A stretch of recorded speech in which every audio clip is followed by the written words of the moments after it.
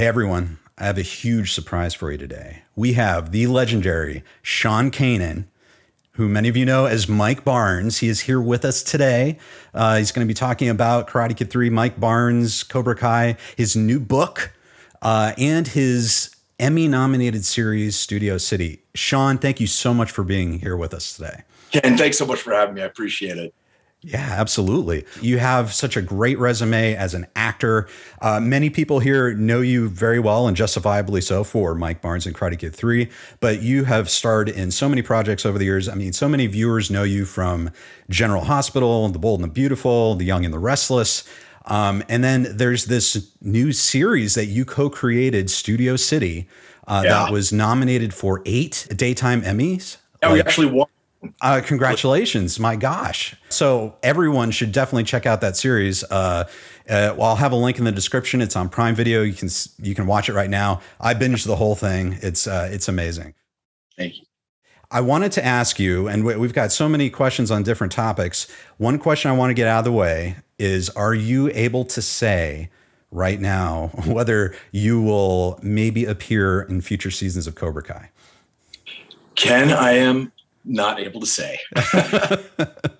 I can neither confirm nor deny. I mean, listen, it's not that I'm being coy and trying to tease people, but I don't think it's fair to the show, to the the writers and producers, if I comment on whether or not we will be seeing Mike Barnes again. I appreciate everybody's interest. I'm incredibly flattered that a role that I played 30 some years ago still has relevance and is something that people talk about. I wish I could say something, but I can't. Gotcha. Totally fair. However, you would be open to returning as Mike Barnes should the opportunity present. Yeah, sure. Okay. Sure. I'm a fan of the show. I think it's great. Excellent. Excellent. Well, of course, everyone's a Cobra Kai fan, I'm sure, watching this. You have a new book called Way of the Cobra. Yes. Which is really interesting. Can you tell us about your book and what it's about and why everyone should check it out? They just arrived yesterday, and I'm so excited. So the book is it's basically a self-help book. It's got a lot of autobiographical stories that I tie to different lessons. The construct of the book is that you were in my dojo, the dojo of life, of Cobra life, and I'm the sensei. So what is a Cobra? Cobra is a word that's an acronym formed from the words character, optimization, balance, respect, and abundance. And the tagline for the book is Unleash Your Inner Badass. And everyone's got one. It might have gotten lost along the way, or it might not have been discovered yet. But a Cobra is somebody that is living their most authentic life. And these are the battle-tested strategies that I've used in my life to achieve some of the things that I've achieved. And, I'm nothing special. If I can do it, you can do it. And, I tell people, I'm doing a lot of podcasts and a lot of promotion for the book because, sure, I want to sell books. But more than that, I honestly want to get this book in the hands of people because I know that the information in this book is transformative. And I believe that if you can transform yourself, you can transform the world. Wow, that's great. I've already ordered my copy, and you guys should definitely check it out. Actually, Sean has been gracious enough to offer a promotion. So with the code Ken Cole, my name just all together, one word, Ken Cole, and we'll have that in the description as well. You will get a discount if you order. 15% discount off the book, yes.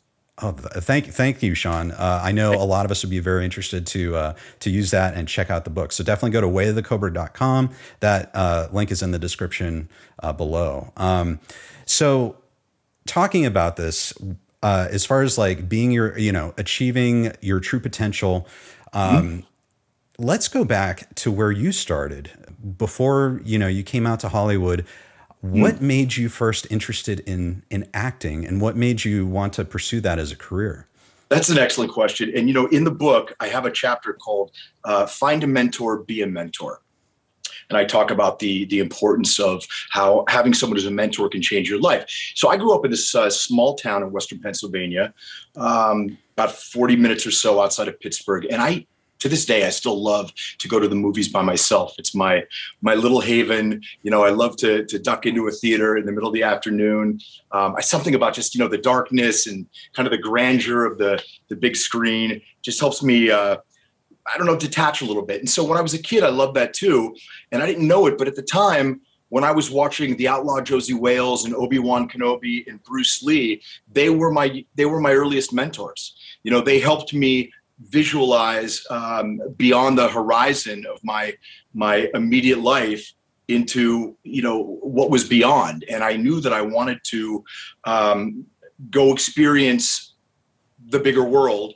And I also decided that I wanted to get in acting because I wanted to express myself. But as I got older, I realized that really why I got into acting was because I want to inspire people. And after a while, I realized that acting was only one conduit to my being able to do that I could inspire people with my writing, with my personal coaching, with my motivational speaking. And so taking all of that, that has largely been kind of the essence of what the book is about, to help people become their best selves. And in doing that and helping people do that, it helps me become my best self. And that, that circular paying it forward is one of the core principles of Way of the Cobra. Wow, that's fantastic. And how much would you say martial arts has contributed to that as well in your own life? Well, martial arts has had a big influence in my life. It's something that I've loved from a very early age. It taught me discipline. It taught me humility. It taught me respect. A lot of the things that go into being a Cobra. So it's had a huge impact on my life. So in addition to martial arts, the movie Karate Kid came out in 1984. And when you first saw that movie, did that inspire you, or what did that mean to you when you first saw that movie? Oh, yeah, absolutely. I mean, John Avildsen directed the Karate Kid. He also in 1976 won the Academy Award for directing Rocky, another famous underdog. And, you still get that same visceral feeling. It doesn't matter how many times I've seen Rocky, and frankly, how many times I've seen the Karate Kid, it just stirs something emotionally in me. And, to be a part of this franchise has been, it's been one of the defining events in my life. So it's had a huge impact. Absolutely. And so when you had, I've heard just an amazing audition story. You beat out all these people to get the role of Mike Barnes.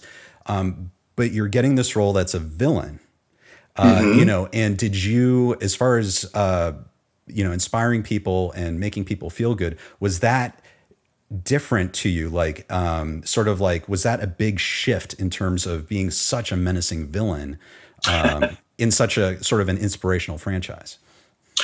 Well, I'll tell you, one of the greatest byproducts of being in the film and playing this villain is that I'm very involved with anti-bullying.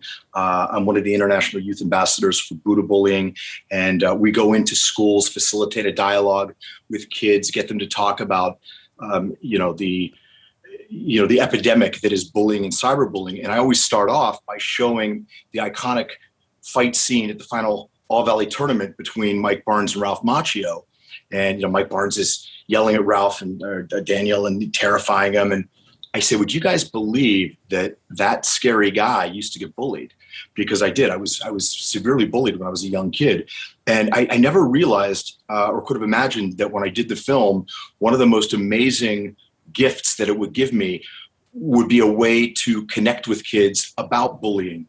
I think anytime you go in and you talk to kids and you're an adult, there's the age gap. And it's like, how do I connect with these kids? How do I bridge that age gap so they'll listen to the message that I want to share with them? And now, especially with, the monumental success of Cobra Kai and everybody sort of rediscovering the original movies, it acts as an amazing bridge to give me just a few minutes of them actually giving me their attention, where I can connect with them. And then once I connect with them, it opens up this amazing dialogue about bullying. Wow. And, I wanted to ask you, it seems to me that the people, the actors who've played the most iconic villains, Mm-hmm. when you meet them in person, they tend to be so nice, like such great people. And I wanted to ask you, like, why you thought that is. Does it have to do with that? Like maybe they've experienced bullying in their past? I don't know. I mean, that very well may be true. I mean, listen, as an actor, I'm called upon to play all sorts of different characters that are not necessarily who I am as a person. It's interesting. It's an interesting observation. I don't know. I don't have an exact answer for that. I'm going to have to talk to some other famous cinema bullies. Sure. So Karate Kid 3, obviously you're playing, this menacing villain, Mike Barnes, Right. that everyone knows.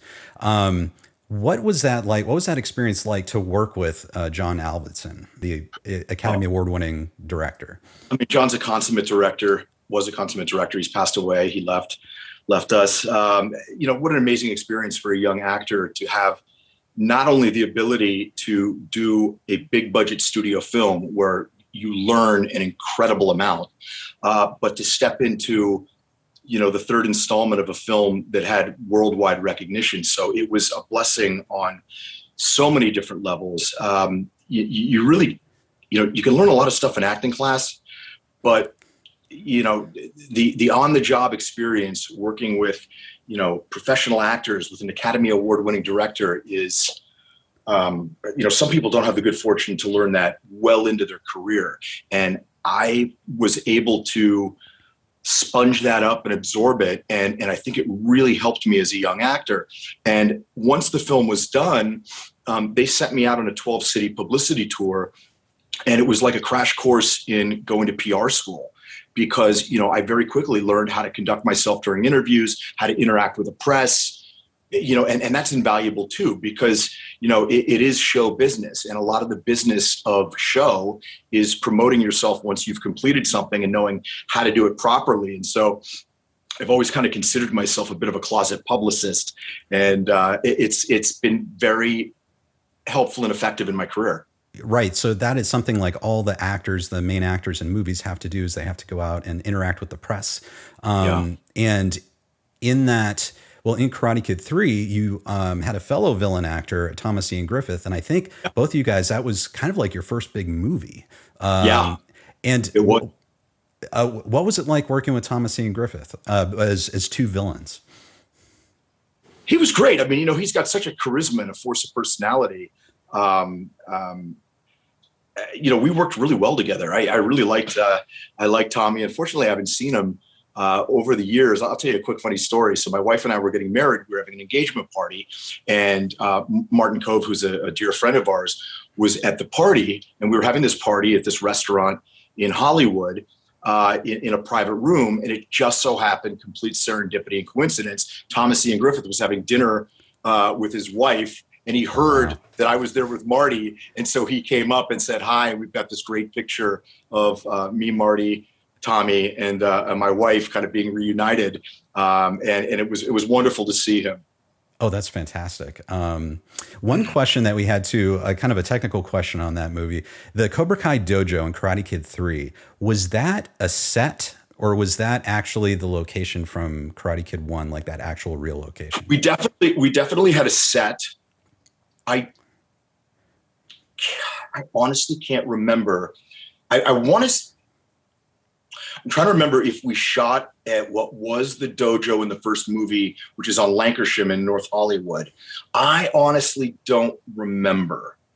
I don't think we did, but you could probably Google that. Right. So, did you get to work with Robert Mark Kamen at all, the screenwriter? Sure. I mean, Robert was there, when they made the final decision to cast me, and Robert is the creator of this beautiful franchise, and obviously has gone on to have incredible success afterwards. He's written Taken and The Transporter and done all this great stuff. So I definitely had to get his stamp of approval, and fortunately, I did.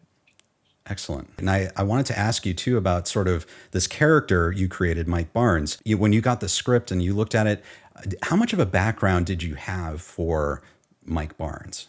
Well, Mike Barnes was described as being a 17-year-old white Mike Tyson. So I did not have a whole lot of background for that. I've never thought of myself that way.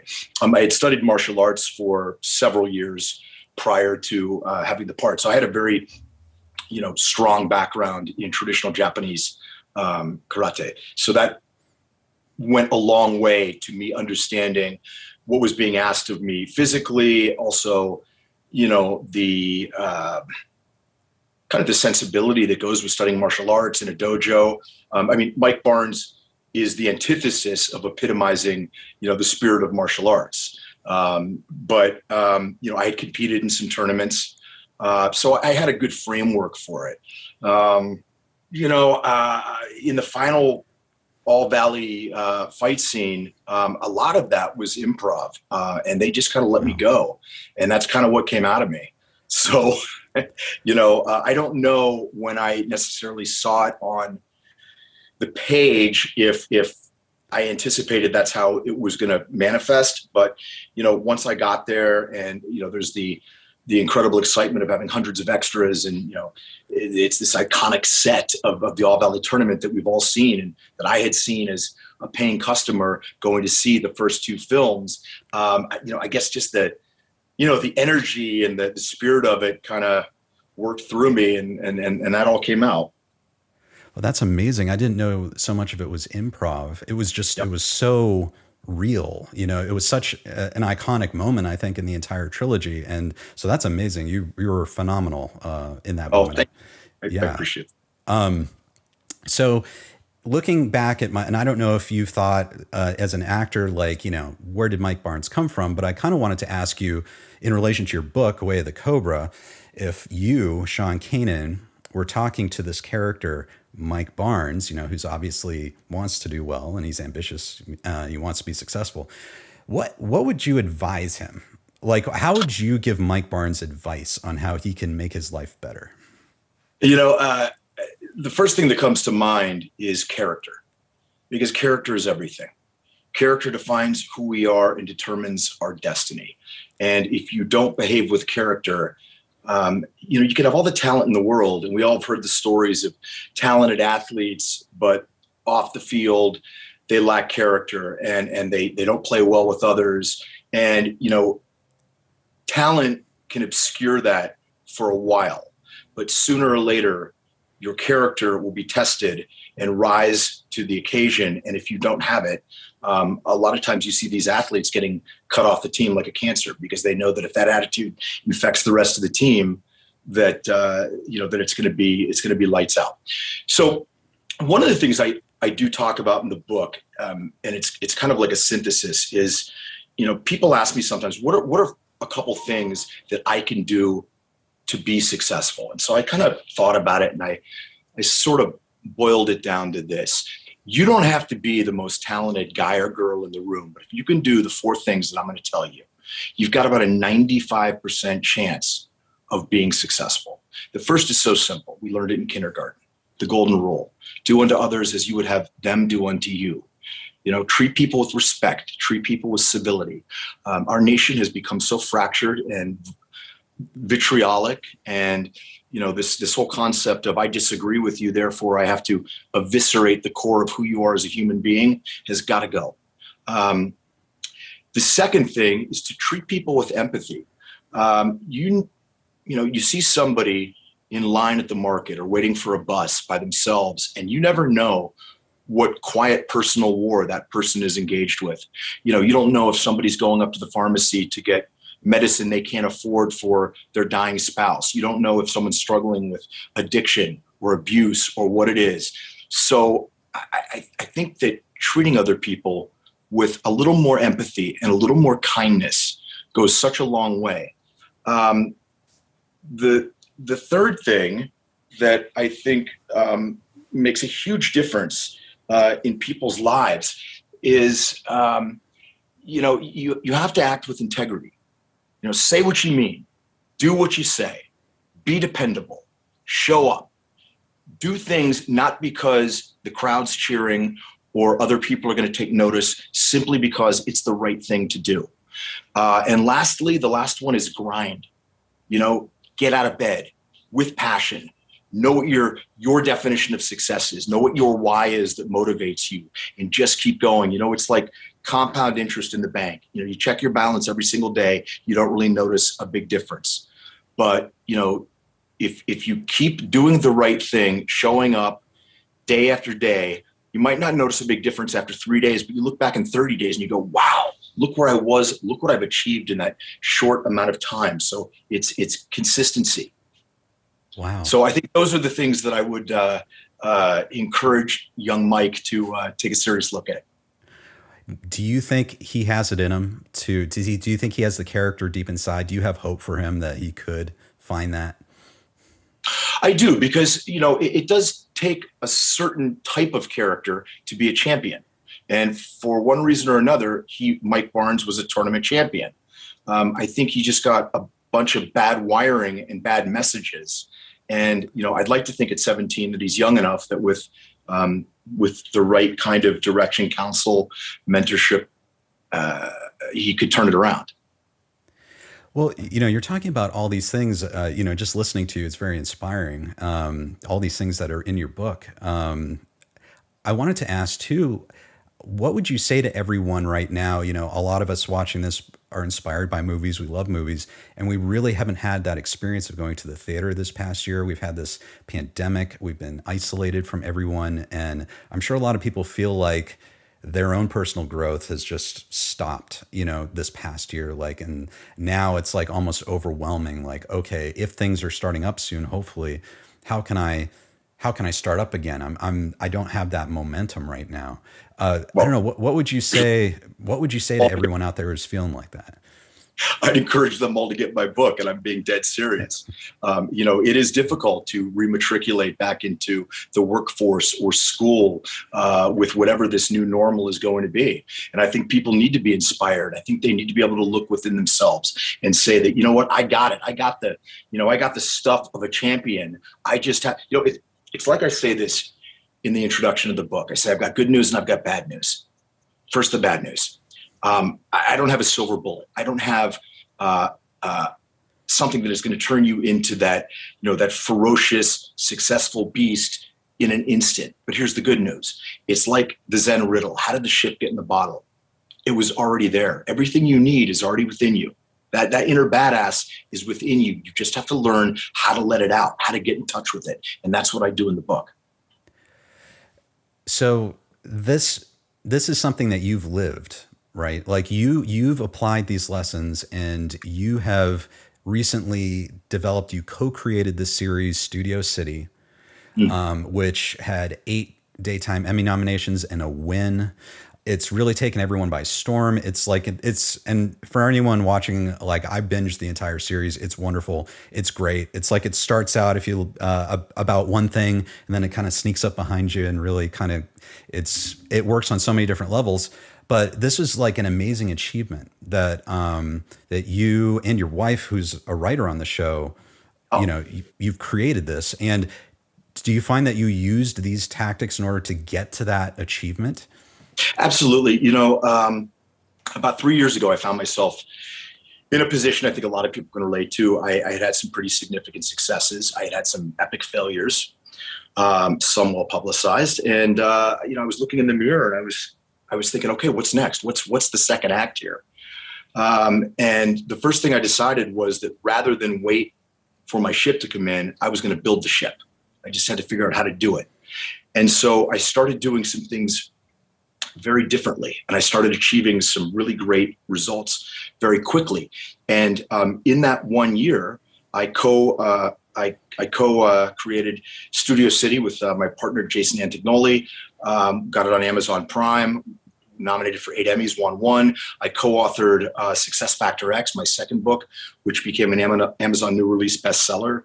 Was named one of the 20 most inspirational books of the last 2 decades. Wow. And I lost 5 pounds. And I don't say that to impress people, but I say it to impress upon them what is possible. What is possible when you get clear about some of the things that you need to do, come up with an action plan, and employ some of the strategies that I share in Way the Cobra. That's wonderful to hear. And just a reminder, we have the link. If you go to wayofthecobra.com, we have a special discount code that you can use if you're interested, and you can use a little inspiration. I know we all can right now. So that's very inspiring, Sean. And then you also have, regardless of whatever happens maybe with Cobra Kai, you have other projects you're working on right now. You've got a couple projects with Bruce Willis. Yeah, it's been really exciting. I finished a film with Bruce Willis called Killing Field, Bruce Willis, Chad Michael Murray. And I'm actually going to be starting another film with Bruce called The Fortress, which is really exciting. So things have been busy. We're looking forward to shooting season 2 of Studio City sometime this fall. So, I just, I keep grinding. It's like I said, keep grinding and good things happen. Absolutely. Do you have any other thoughts about your book and maybe what's going to be happening, like with your career going forward, or do you have any final thoughts? I think a final thought I'd like to share is this: that a lot of times people are getting wrapped up in thinking, "Oh no, the universe is against me," which facilitates victimhood. And I say in the book, there's no victimhood in my dojo. And I think if you could accept the fact that the universe wants you to win, and I know that for a fact because it's encoded in our DNA to survive. For 200,000 years, human beings were not the apex predators. We ran away and outsmarted saber-toothed tigers. And those prehistoric ferocious felines are now a footnote in anthropology books, and we are now the dominant species on the planet. And so if you remember that it is encoded in us to survive, which is the most basic form of success, and realize that the world is not out to get you, you just have to figure out how to make it happen for yourself. But the universe is rooting for you. I think it'll help you have, at least it helped me, have a different and positive attitude going into things. So I just want to wish everybody success, that they stay safe, that they are able to get on with their lives and not just survive, but to thrive. I know a lot of people have, feel like they've been constrained and locked up and quarantined or whatever. And it's those moments when our lives are changed dramatically, sometimes not of our own volition and doing, that you really got to dig down and say, okay, this is not the situation I want it to be, but how am I going to create benefit for myself during this? Yeah. And, something that's occurred to me is like what you're saying is so inspiring and motivational, and so much of it rings true. If we were to bring this to the Karate Kid universe and the Cobra Kai fighting style, it sounds like you have the true way of the Cobra, and they probably could have done a lot better by listening to you than by kind of going against almost everything you're saying. So anyway, I encourage everyone to go out, check it out, find your way of the Cobra. Sean Kanan, thank you so much for joining us today. It's been inspirational having you here. We're inspired by your talent, and we look forward to see whatever comes your way in the future. We'll be following you with great interest. And thank you. Definitely. And I hope to check up with you again sometime. Absolutely. I'd love to do your show again and keep in touch. Okay. Okay, thank you, Sean. And everyone, thanks for watching today. Be sure to check out the link to Sean's new book, wayofthecobra.com, with a discount code below, Ken Cole, one word. Also, be sure to subscribe and like, and let me know what you think about Mike Barnes and Sean Kanan's exciting projects and book in the comments. We'll see you next time.